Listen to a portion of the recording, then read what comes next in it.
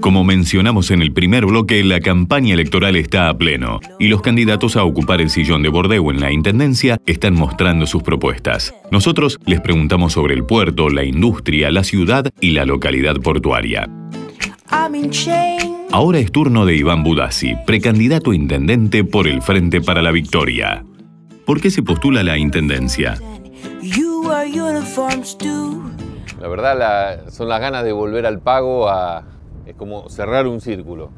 He tenido la suerte de trabajar en muchos lados, de irme por algunos periodos de 1 o 2 años al extranjero a estudiar y a trabajar, y me parece que es el momento de volver con todas estas experiencias y ver a la ciudad en el estado en el que está, esta conjunción de estar aquí donde están mis chicos, donde está mi familia, de donde soy yo, donde está mi mamá, donde está enterrado mi papá, y poder hacer algún aporte es lo que me entusiasma, porque aparte es un poco compartir con un grupo de trabajo de 100 personas, con lo cual hace 8 años o 9 que estamos en contacto, que nos seguimos manteniendo juntos, que es una relación, un equipo y una amistad que va más allá de lo político. De hecho, el mayor orgullo, creo, si tuviera un orgullo en esta campaña, es la lista. ¿Qué recuerdos tiene de su infancia o adolescencia vinculados al puerto o a Ingeniero White? Aquí en White estaba la familia Bersano, que era muy amigo de mi papá, y para mí, nosotros somos de campo, y era una suerte de intercambio en el cual los chicos de los Aversano, que eran más o menos de mi edad, venían al campo a andar a caballo, a hacer un poco de vida rural, y para nosotros venir acá a pescar, a esa riqueza que significa sacar y sacar corvina y pescadilla en las lanchas, y aparte había un ritual que era hacer un chupín mientras se pescaba. Eso es el recuerdo más cercano y más personal que tengo de White.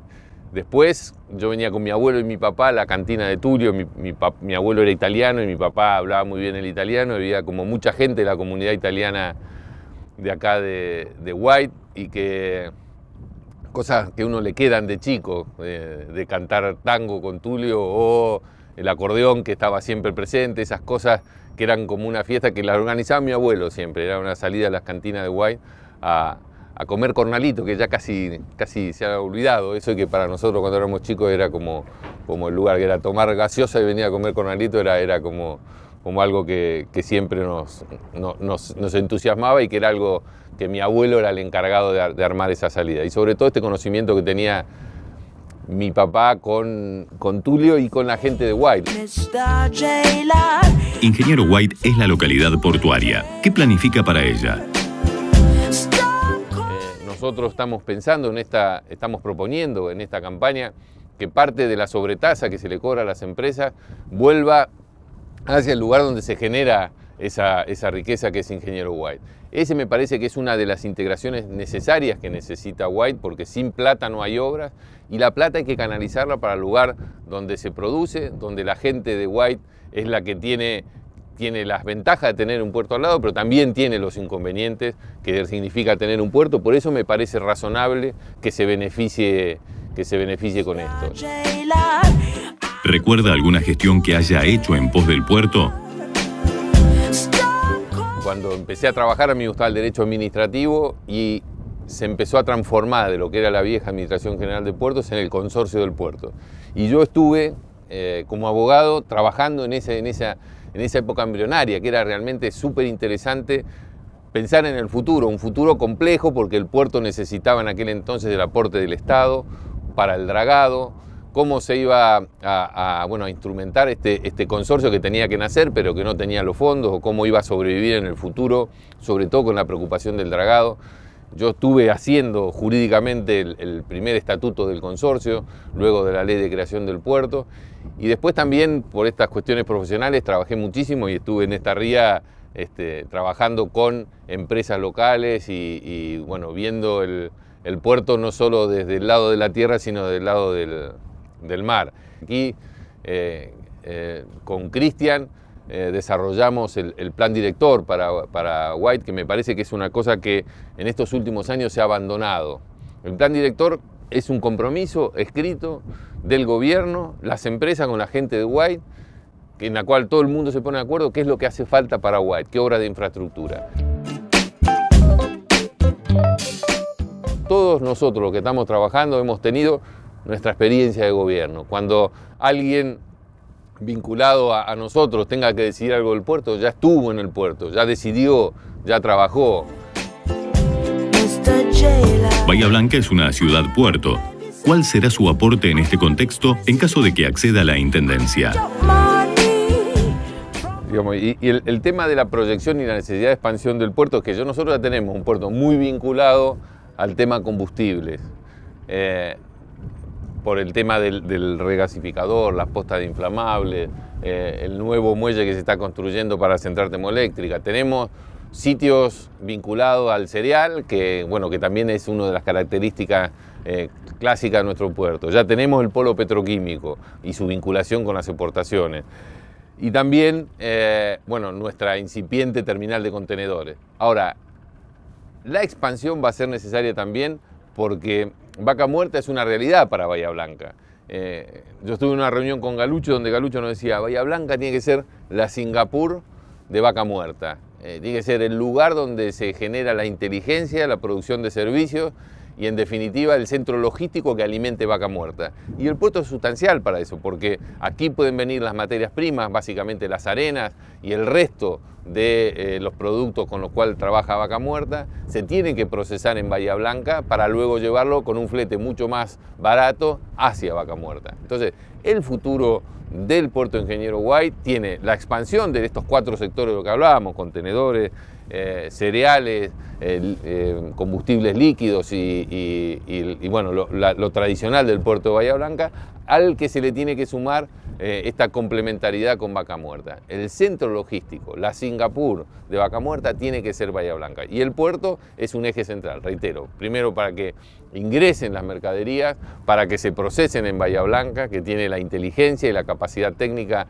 que ha sido un centro de servicios del polo petroquímico durante mucho tiempo, y que creo que es otro de los centros fundamentales que tenemos que pensar para el desarrollo de Ingeniero White, que a su vez es el desarrollo de Bahía Blanca, que es, me parece, uno de los puntos pendientes de esa Ingeniero White de mi niñez, donde había todo un sector de servicios dedicado a los filipinos, griegos, italianos que caminaban por su calle, a este sector de servicios más sofisticado, de mano de obra intensiva, pero muy calificada.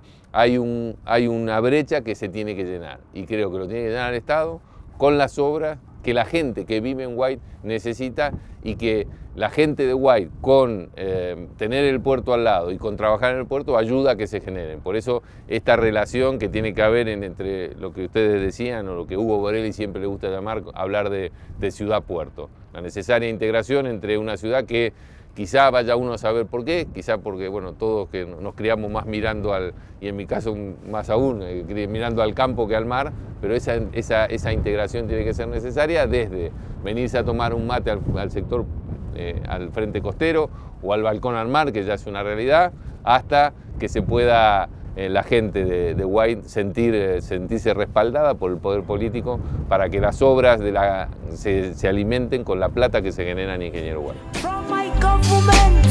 ¿Cómo se imagina el futuro del puerto y la industria bahiense?